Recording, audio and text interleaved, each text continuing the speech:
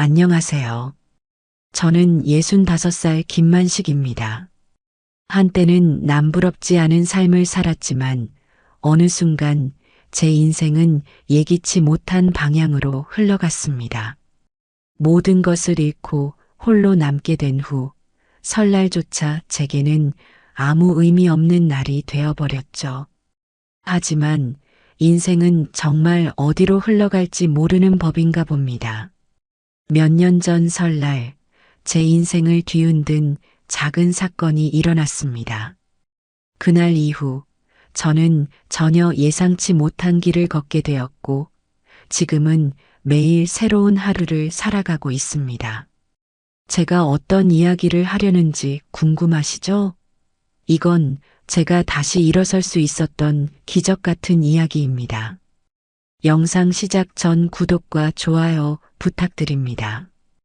오른쪽 아래에 구독 버튼 눌러주세요. 서울역 대합실. 설날 새벽 그곳은 고요하지만 차가운 긴장감이 감돌고 있었습니다. 한쪽 벽에는 깜빡이는 기차 시간표가 설날 아침 첫 기차를 알리고 있었지만 대합실의 대부분은 깊은 정막 속에 잠겨 있었습니다. 설날에도 집에 갈 곳 없는 사람들, 특히 노숙자들은 긴 의자 위나 바닥에서 낡은 담요로 몸을 감싼 채 웅크리고 있었습니다. 난로에서 희미하게 피어오르는 열기는 가까이 있는 사람들에게도 미약할 뿐이었고, 철제 바닥은 겨울의 차가움을 여전히 내뿜고 있었습니다. 김만식. 그는 구석진 의자에 몸을 웅크리고 있었습니다. 낡은 코트는 몇 번의 겨울을 견뎌낸 듯 했지만 보호는 이미 불가능해 보였습니다. 그는 65세. 한때 성공한 중소기업 CEO였지만 지금은 서울역에서 노숙자로 살아가고 있었습니다. 눈 밑은 짙게 패였고 거칠어진 손에는 남루한 검정 비닐봉지를 움켜쥐고 있었습니다. 봉지 안에는 어제 주운 낡은 빵 조각과 반쯤 마신 물병 하나가 들어 있었습니다. 이번 설은 정말 끝인가? 만식은 자조적으로 중얼거렸습니다. 창밖으로 희미하게 비치는 설날의 여명이 그의 마음을 더욱 무겁게 내리누르고 있었습니다. 젊은 시절 가족과 함께 떡국을 먹으며 웃었던 설날이 떠올랐습니다. 그때 그는 회사 대표로서 부유하고 당당한 가장이었고 가족들의 자랑거리였습니다. 하지만 지금은 아내와는 이혼한 지 오래고 자식들마저 등을 돌린 상태였습니다. 더 이상 설날에 대한 기대도 가족에 대한 희망도 없었습니다.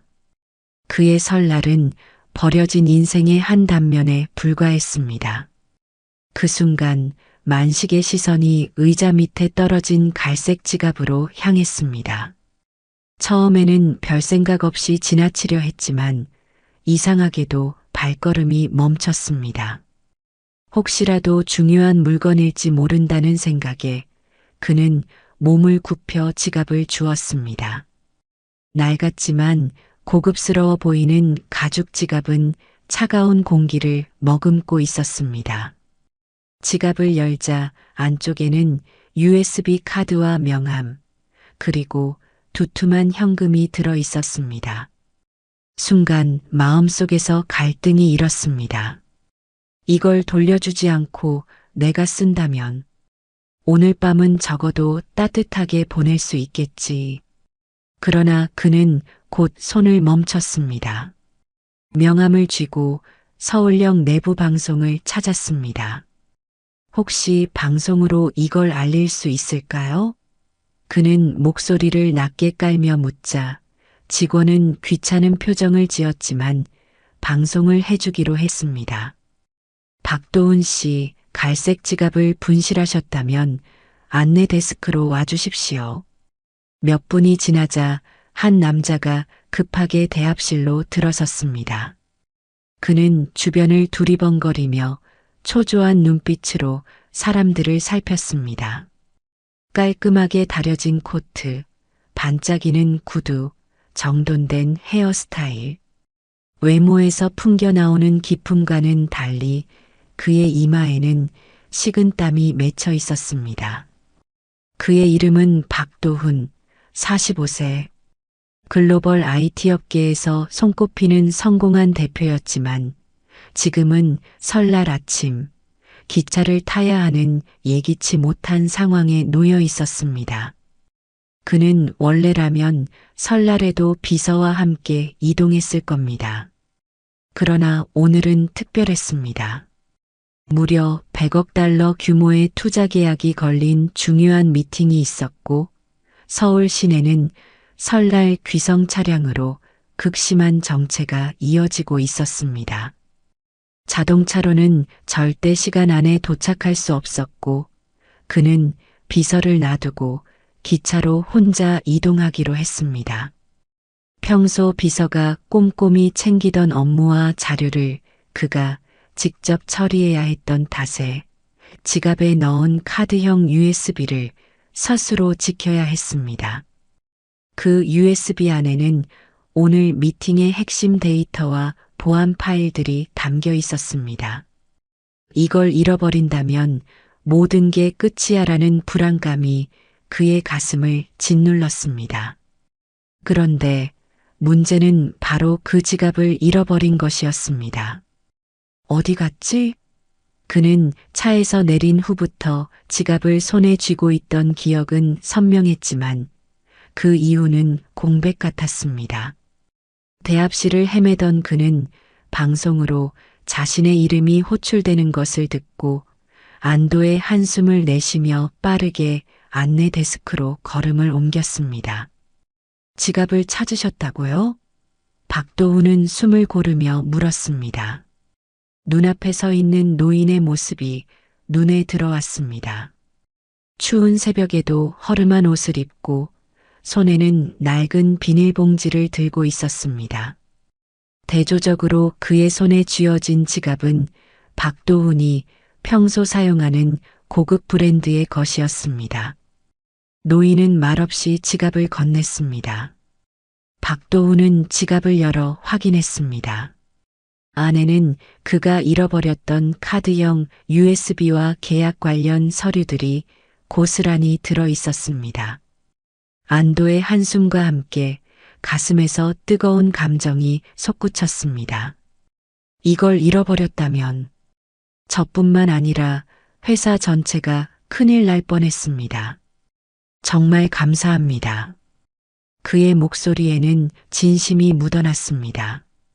박도훈은 잠시 지갑을 쥔 채 서 있다가 무언가 결심한 듯 주머니에서 현금을 꺼냈습니다. 이건 작은 감사의 표시입니다. 그는 100만 원을 꺼내 노인의 손에 쥐어주려 했습니다. 그러나 노인은 손사래를 쳤습니다. 이런 돈은 받지 않아도 됩니다. 저는 그저... 그러나 박도훈은 단호했습니다. 아닙니다. 오늘 밤이라도 따뜻하게 지내셨으면 좋겠습니다. 그의 목소리에는 진심 어린 다급함이 담겨 있었습니다. 그는 이어서 자신의 명함을 꺼내 뒷면에 몇 가지를 적기 시작했습니다. 이건 제가 확신하는 몇 가지 주식입니다. 이 중에서 하나라도 관심이 있으시면 꼭 투자해 보세요. 틀림없이 좋은 기회가 될 겁니다. 노인은 다시 한번 손을 내저으며 괜찮다고 했지만 박도훈은 끝내 돈과 명함을 그의 손에 쥐어주었습니다. 제가 이 은혜를 잊지 않겠습니다. 정말 감사합니다. 그는 고개 숙여 인사를 한 뒤 기차 시간이 임박해 다시 서둘러 플랫폼으로 향했습니다. 남겨진 김만식은 낡은 손안에 놓인 100만 원과 명함을 바라보았습니다. 그의 마음속에서는 복잡한 감정이 교차했습니다. 한편으로는 떡국 한 그릇 사서 따뜻한 저녁을 보내고 싶은 마음도 있었고, 다른 한편으로는 저 명함 뒤에 적힌 주식들이 머릿속을 떠나지 않았습니다. 이 돈을 어디에 써야 하지? 정말 그의 말을 믿고 주식을 사는 게 맞는 걸까? 결국 그는 결심했습니다. 그래, 이 돈을 허투루 쓸 수는 없어. 이번이 내 인생 마지막 기회일지도 몰라. 그는 작지만 중요한 결심을 했습니다. 그날 새벽 서울역 대합실은 여전히 차가웠지만 그의 가슴 속에는 작은 희망이 피어나고 있었습니다. 설날이 지나고도 몇 달이 흘렀습니다. 김만식은 여전히 서울역 대합실 근처에서 하루하루를 버텨냈습니다. 100만 원을 투자한 후 그는 그 돈이 어떻게 됐는지 확인할 엄두조차 내지 못했습니다. 괜한 짓을 한 걸지도 몰라. 라는 생각이 떠오를 때마다 그는 고개를 저으며 스스로를 다독였습니다. 투자에 실패했다면 그 돈은 이미 물거품이 됐을 것입니다. 하지만 속 깊은 곳 어딘가에서는 희미한 기대감이 그를 붙들고 있었습니다. 그날도 만식은 고된 막리를 마치고 서울역 벤치에 앉아 있었습니다. 하루 종일 들었던 돌덩이 무게와 차가운 공기의 무게가 그의 어깨를 짓누르고 있었죠. 갑자기 주머니 속에 있던 낡은 명함 한 장이 그의 손끝에 닿았습니다. 박도훈의 명함. 그 뒤에 적힌 주식 이름들이 희미하게 떠올랐습니다. 순간 그의 가슴이 두근거렸습니다. 혹시나 그는 몸을 일으켰습니다. 다음 날 아침 김만식은 증권사로 향했습니다. 그는 몇 달 전 100만 원을 투자한 후 한 번도 그곳을 찾지 않았습니다. 그럴 여유도 없었고 자신도 그 돈이 남아있으리라는 기대를 거의 하지 않았습니다. 그는 낡은 코트를 여미며 증권사 문을 열었습니다. 안쪽은 밝고 따뜻했지만 그곳에 서 있는 만식의 모습은 초라하기만 했습니다. 도와드릴까요? 젊은 직원이 다가와 물었습니다. 네, 제가 몇 달 전에 여기서 주식을 조금 샀는데요. 혹시 그게 어떻게 됐는지 확인 좀 부탁드려도 될까요? 만식의 목소리는 낮고 조심스러웠습니다. 직원은 의심스러운 눈빛으로 만식을 쳐다보았지만 곧 그의 계좌 정보를 확인하기 위해 컴퓨터를 열었습니다. 직원의 손놀림이 멈춘 순간 그의 눈이 커졌습니다. 잠시만요, 고객님. 그는 다시 한번 화면을 확인하며 깜짝 놀란 표정을 감추지 못했습니다. 무슨 일이죠? 만식은 초조한 마음에 물었습니다. 직원은 숨을 고르며 말을 꺼냈습니다. 김만식 씨, 축하드립니다. 고객님이 투자하신 주식이 상한가를 몇 번이나 치면서 현재 계좌 잔고가. 그는 잠시 멈추더니 말을 이어갔습니다. 현재 약 20억 원으로 평가되고 있습니다. 20억. 뭐라고요? 만식의 목소리가 떨렸습니다. 그는 자신의 귀를 의심했습니다. 현실인지 꿈인지 구분이 되지 않았습니다. 그게 진짜입니까? 그는 컴퓨터 화면을 뚫어져라 쳐다봤지만 숫자들은 변함없이 그 자리에 있었습니다. 그의 심장은 미친 듯이 뛰기 시작했습니다. 몇 달 전 주식에 투자했던 그 100만 원이 상상도 못할 거대한 금액으로 불어나 있었다는 사실을 도저히 믿을 수 없었습니다. 직원은 미소를 지으며 말했습니다. 고객님, 정말 큰 행운을 잡으셨습니다. 이런 상승세는 흔하지 않거든요. 이제 이 금액을 어떻게 관리하실지 신중히 계획하셔야 할 겁니다. 김만식은 잠시 자리에서 일어나지도 못했습니다. 손끝은 여전히 떨리고 있었고 숨이 막힐 정도로 가슴이 벅찼습니다. 그의 눈앞에는 서울역 대합실에서 겪었던 차가운 밤들이 떠올랐습니다. 차가운 바닥 위에서 떨며 먹었던 빵 조각, 쫓겨난 듯한 시선들, 그리고 그 모든 외로움과 절망. 하지만 지금 그 모든 것이 끝난 듯한 순간이었습니다. 정말 감사합니다. 이 돈을 잃지 않도록, 그리고 꼭 의미 있는 데에 쓰겠습니다. 그는 스스로에게 속삭이듯 말했습니다. 증권사를 나오며 만식은 자신이 아직도 그 통장을 쥐고 있다는 사실이 실감 나지 않았습니다. 거리를 걸으며 가슴이 터질 것 같았지만 한편으로는 복잡한 생각이 들기도 했습니다. 이 돈을 나 혼자만 위해 쓸 수는 없어. 내가 겪었던 그 절망 속에서 누군가는 여전히 헤매고 있을 테니까. 그날 저녁 그는 오랜만에 작은 식당에 들어갔습니다. 따뜻한 국물 냄새가 코끝을 스쳤습니다. 떡국 한 그릇 주세요. 숟가락을 들어 첫 국물을 떠먹는 순간 왈칵 눈물이 쏟아졌습니다. 떡국의 맛은 단순한 음식 그 이상이었습니다. 그것은 차가운 세상 속에서 잃어버렸던 온기, 이제 다시 찾아온 새로운 삶의 시작을 알리는 맛이었습니다. 그는 가슴속에서 결심했습니다. 박도훈 씨가 나에게 희망을 주었던 것처럼 나도 누군가에게 이런 기적을 선물해야겠어. 그날 밤 김만식은 따뜻한 설날을 떠올리며 스스로 다짐했습니다. 이제는 나 같은 사람들을 위해 내가 이 돈을 의미 있게 쓸 차례야.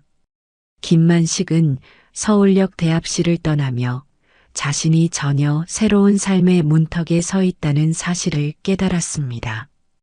그러나 그의 발걸음은 가볍지만은 않았습니다. 20억 원이라는 돈이 주는 놀라움과 희열은 순간적이었지만 그는 자신이 이 돈을 어떻게 써야 할지에 대해 깊이 고민했습니다. 이 돈은 내 인생을 바꿀 수 있지만 나 혼자만 누릴 수 있는 돈은 아니야. 그는 고개를 숙이며 중얼거렸습니다. 며칠 후 김만식은 변화를 결심했습니다. 우선 자신이 더 이상 길거리에서 방황하지 않도록 작은 원룸을 얻었습니다. 낡았지만 깨끗한 방에 들어선 그는 무거운 비닐봉투를 내려놓으며 미소를 지었습니다. 드디어 나만의 공간이 생겼네.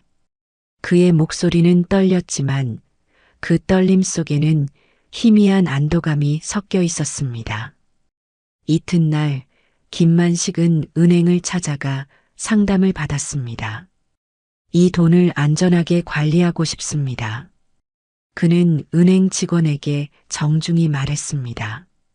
처음에는 그를 의아한 눈빛으로 바라보던 직원도 통장에 적힌 금액을 확인하고 나서는 그의 요청에 진지하게 응했습니다. 돈의 일부는 안정적인 투자에 다시 넣기로 결정했고 나머지는 교육 프로그램과 지원 활동을 계획하기 위해 따로 보관했습니다. 그러던 중 김만식의 머릿속에 과거의 기억들이 떠올랐습니다. 그는 한때 직원 10명을 둔 중소기업의 CEO였습니다. 그 시절 그는 젊고 패기가 넘쳤습니다. 모든 일이 잘 풀릴 것 같았고 자신감에 차 있던 그는 과감한 결정을 내리곤 했습니다. 하지만 그 결단 중 일부는 무리한 확장이었고 결국 파산을 맞이하며 모든 것을 잃게 되었습니다. 그의 실패는 단순히 돈을 잃은 것에서 끝나지 않았습니다. 가족들의 신뢰, 직원들의 존경, 그리고 자신에 대한 자존감까지 그 모든 것이 산산조각이 났습니다. 그는 벽에 기대앉아 스스로에게 물었습니다. 나는 왜 실패했을까? 그리고 곧 답을 찾았습니다. 내가 너무 욕심을 부렸기 때문이야. 그저 더 많이, 더 빠르게 성공하고 싶었을 뿐이었어. 그는 오래된 손수건으로 눈가를 훔치며 다짐했습니다. 이번에는 다르게 살아야 해. 나 같은 사람들에게 기회를 주는 일을 해야 해. 며칠 후, 김만식은 희망의 발걸음이라는 이름의 작은 회사 설립을 준비했습니다. 그는 자신의 재산 중 일부를 투자해 회사의 초석을 놓았습니다. 이 회사는 단순한 사업체가 아니었습니다. 그것은 자신처럼 어려운 상황에 놓인 사람들에게 교육과 기회를 제공하는 프로그램을 운영하는 비영리 단체였습니다. 첫 프로젝트는 두 번째 시작이라는 이름의 교육 프로그램이었습니다.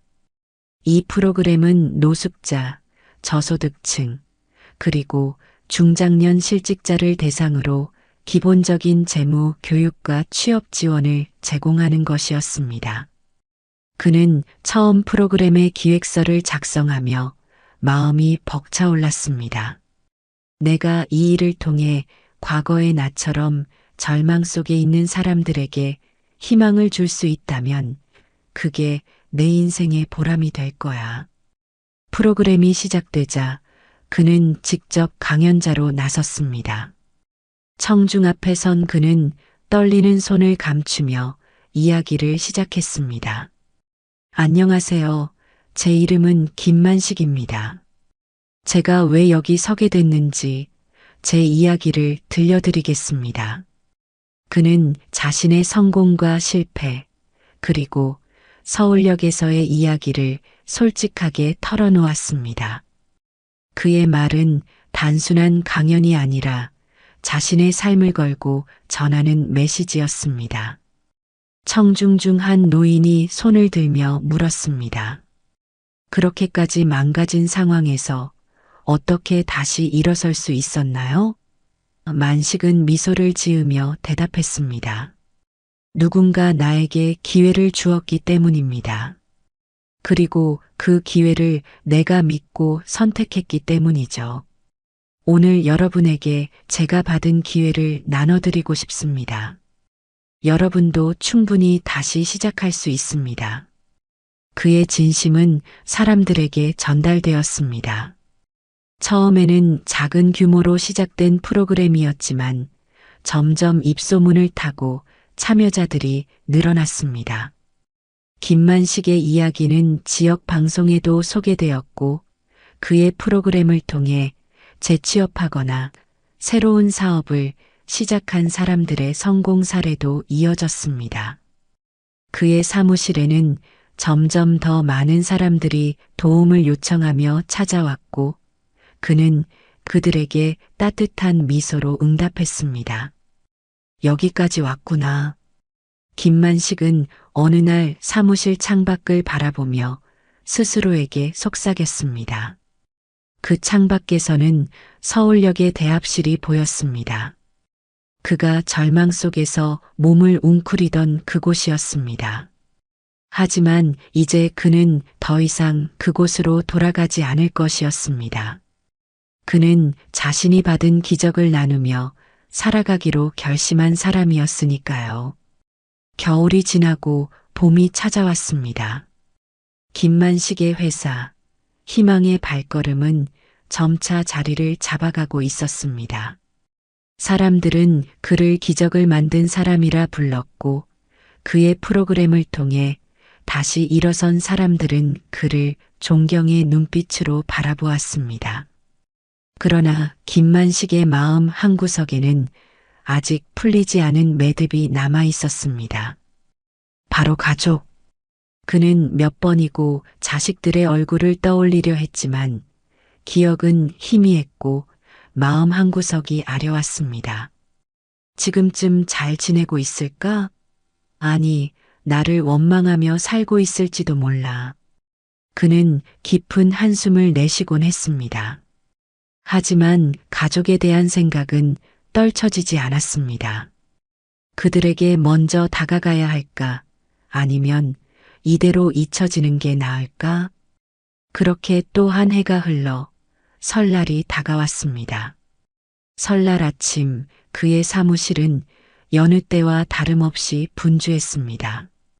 프로그램에 참여하는 사람들에게 떡국과 따뜻한 차를 대접하며 설날의 온기를 나누는 행사를 준비 중이었습니다.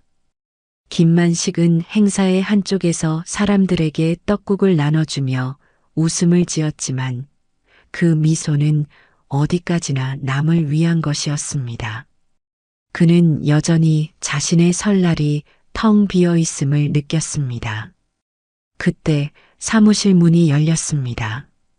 문 밖에서 머뭇거리며 서 있는 두 사람이 눈에 들어왔습니다.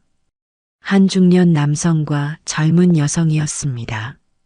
남성은 40대 중반으로 살짝 주름이 잡힌 얼굴의 수척한 모습이었고 여자는 20대 초반쯤 되어 보였습니다. 그들의 낯익은 실루엣이 김만식의 가슴을 두드렸습니다. 그는 멈칫하며 고개를 들었습니다. 눈앞에 서 있는 남자가 그의 아들 김정훈이라는 것을 깨닫는 데에는 오래 걸리지 않았습니다.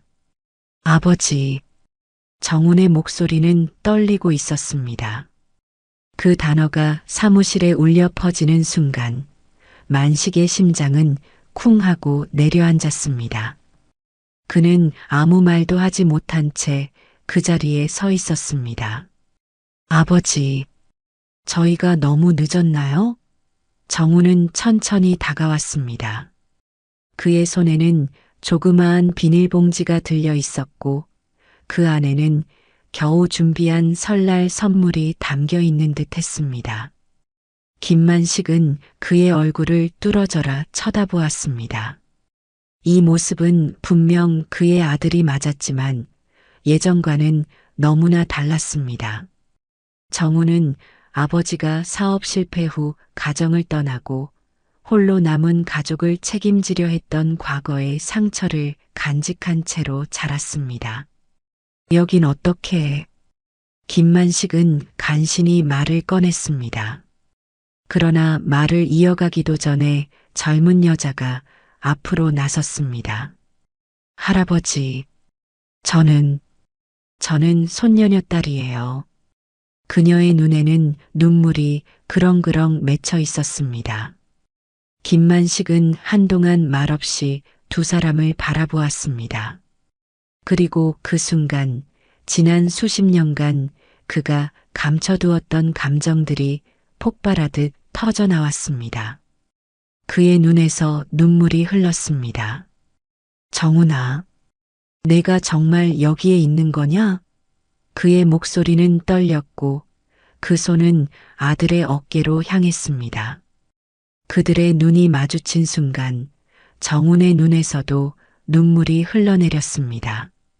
아버지, 저도 잘못했습니다. 그때는 너무 어렸고 아버지가 얼마나 힘드셨는지 이해하지 못했어요. 김만식은 아무런 말도 하지 못한 채 아들을 끌어안았습니다. 그의 가슴은 묵직했고 눈물이 멈추지 않았습니다. 정훈 역시 아버지의 품에 안긴 채 울고 있었습니다. 옆에서 이 광경을 지켜보던 손녀도 할아버지의 손을 꼭 잡으며 말했습니다. 할아버지, 이제 다시는 우리를 혼자 두지 말아주세요. 우리도 할아버지를 떠나지 않을게요. 그 순간 김만식의 마음속에는 오래된 응어리가 풀리는 것 같았습니다. 그는 눈물을 닦으며 작은 미소를 지었습니다. 내가 너희를 찾았어야 했는데 나야말로 정말 미안하다. 그래도 이렇게 와줘서 정말 고맙구나. 그날 오후 김만식은 아들과 손녀를 데리고 설날 잔치를 이어갔습니다. 그가 만든 교육 프로그램의 사람들과 함께 떡국을 나누고 설날의 의미를 되새겼습니다. 과거에는 자신의 실패로 모든 것을 잃었다고 생각했지만 이제는 이 설날이야말로 인생의 새로운 시작이라는 생각이 들었습니다. 사람들이 떠난 후 김만식은 아들과 손녀와 함께 사무실 한쪽에 앉아 옛날 사진 한 장을 꺼냈습니다. 이게 내가 어릴 때 사진이야. 정우는 사진 속에서 밝게 웃고 있는 어린 자신을 보며 조용히 고개를 끄덕였습니다. 아버지, 이제부터 우리 설날은 이렇게 함께 보내요. 사무실 밖에는 차가운 겨울 바람이 여전히 불고 있었지만 그 안은 어느 때보다 따뜻했습니다. 김만식은 이 설날이 그리고 이 순간이 평생 기억에 남을 것임을 느꼈습니다. 그래, 이제부터 우리가 함께 새로운 설날을 만들어가는 거야. 설날 이후 김만식의 삶은 놀라울 정도로 바쁘고 활기차게 변했습니다. 사무실에는 매일 새로운 사연을 가진 사람들이 찾아왔습니다. 과거의 실패로 좌절한 가장, 노숙 생활을 끝내고 싶어하는 젊은 청년, 그리고 두 번째 기회를 기다리는 중장년층. 김만식은 그들에게 따뜻한 미소와 진심 어린 조언을 건넸습니다. 제가 여러분에게 약속드릴 수 있는 건 제가 여러분과 같은 길을 걸었다는 사실입니다. 그러니 걱정하지 말고 다시 시작해 봅시다. 그는 교육 프로그램의 확장을 위해 아들과 손녀와 함께 일하기 시작했습니다. 김정우는 회사의 실무를 돕기 위해 나섰고 손녀인 정은이는 젊은 감각으로 프로그램 홍보와 디자인을 맡았습니다. 가족이 함께하는 시간은 오래전 잃어버렸던 따뜻한 일상의 일부를 되찾아 주었습니다. 매일 저녁 가족이 둘러앉아 식사를 하며 나누는 대화는 그에게 새로운 기쁨이었습니다. 아버지, 요즘 얼마나 많은 사람들이 도움을 받고 있는지 아세요? 정우는 하루를 마치며 김만식에게 말했습니다. 오늘만 해도 취업 상담을 받은 분들이 10명이 넘었어요. 김만식은 미소를 지으며 아들의 말을 들었습니다. 그렇다면 우리가 해야 할 일은 더 많겠구나. 아직도 도와야 할 사람들이 많이 남아 있을 테니까. 시간이 지나면서 김만식의 프로그램은 지역사회를 넘어 전국적으로 주목받기 시작했습니다. 그의 이야기는 여러 매체에 소개되었고 그가 도운 사람들이 성공적인 삶을 다시 찾았다는 소식이 곳곳에서 들려왔습니다. 사람들은 그의 이야기에 감동하며 자발적으로 기부와 후원을 시작했습니다. 어느 날 그는 유명 TV 프로그램에서 초청받아 자신의 이야기를 들려주었습니다. 방송에서 그는 말했습니다. 저는 서울역 대합실에서 희망을 잃었던 사람이었습니다. 하지만 누군가 저에게 작은 기회를 주었고 그 기회가 제 삶을 바꿨습니다. 저는 그때 느꼈습니다. 내가 이 기회를 혼자만 누릴 게 아니라 더 많은 사람들에게 나누어야겠다. 그래서 이 일을 시작했죠. 그의 목소리는 진지했고 화면 너머로 그의 진심이 그대로 전해졌습니다. 방송 후 그의 사무실에는 더 많은 사람들이 찾아왔고 그를 응원하는 메시지가 끊이지 않았습니다. 그의 프로그램은 이제 노숙자와 저소득층만을 돕는 것이 아니었습니다. 그는 지역 학교와 협력하여 청소년들을 위한 재정관리 교육을 시작했고 중소기업과 협약을 맺어 재기를 꿈꾸는 가장들에게 안정적인 일자리를 제공하기 시작했습니다. 그의 노력은 점차 더 큰 변화를 만들어 갔습니다.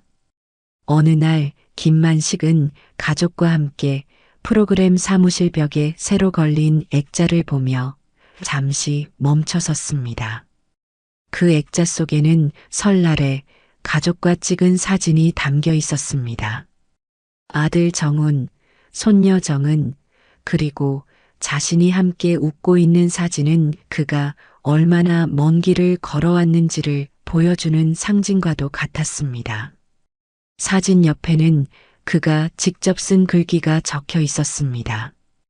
희망은 작은 선택에서 시작된다. 내가 받은 작은 기적을 또 다른 기적의 씨앗으로 돌려줄 때 세상은 더 따뜻해진다. 그 글귀를 읽던 정은이가 미소를 지으며 말했다. 할아버지, 정말 멋진 말씀인데요. 이걸 우리 프로그램의 모토로 삼으면 어때요? 김만식은 손녀를 바라보며 고개를 끄덕였습니다. 그래, 그건 내가 할아버지에게 준 새로운 희망이니까. 설날이 다시 돌아왔습니다. 이번 설날은 김만식에게 특별한 날이었습니다. 그는 처음으로 자신의 프로그램에서 도움을 받은 사람들과 그들의 가족들을 초대해 설날 행사를 열었습니다. 떡국과 전, 그리고 따뜻한 차가 차려진 자리에서 그는 마이크를 들고 말했습니다. 여러분, 저는 이제 알겠습니다. 설날은 가족이 함께하는 날이기도 하지만 우리 모두가 서로의 가족이 되어줄 수 있는 날이라는 것을요. 오늘 이 자리에 있는 모두가 제게는 새로운 가족입니다. 그의 말에 사람들은 환호했고 박수가 터져 나왔습니다. 김만식은 그 순간 자신이 걸어온 길이 헛되지 않았음을 느꼈습니다. 그가 겪었던 절망과 고통, 그리고 그 모든 시련은 지금 이 자리를 위해 준비된 것이었습니다. 그는 더 이상 혼자가 아니었고 자신이 받은 기적을 나눌 준비가 되어 있었습니다. 그날 밤 가족들과 함께 집으로 돌아온 김만식은 창밖의 별들을 바라보았습니다. 그는 마음속으로 이렇게 중얼거렸습니다. 이제는 정말 새로운 시작이구나. 내 인생의 설날은 이제부터야. 그의 미소는 고요한 겨울밤을 환히 밝혔습니다. 설날 따뜻한 마음과 함께 건강하고 행복한 시간 보내시길 바랍니다. 희망은 작은 선택에서 시작됩니다. 여러분의 설날이 새로운 시작이 되기를 진심으로 응원합니다.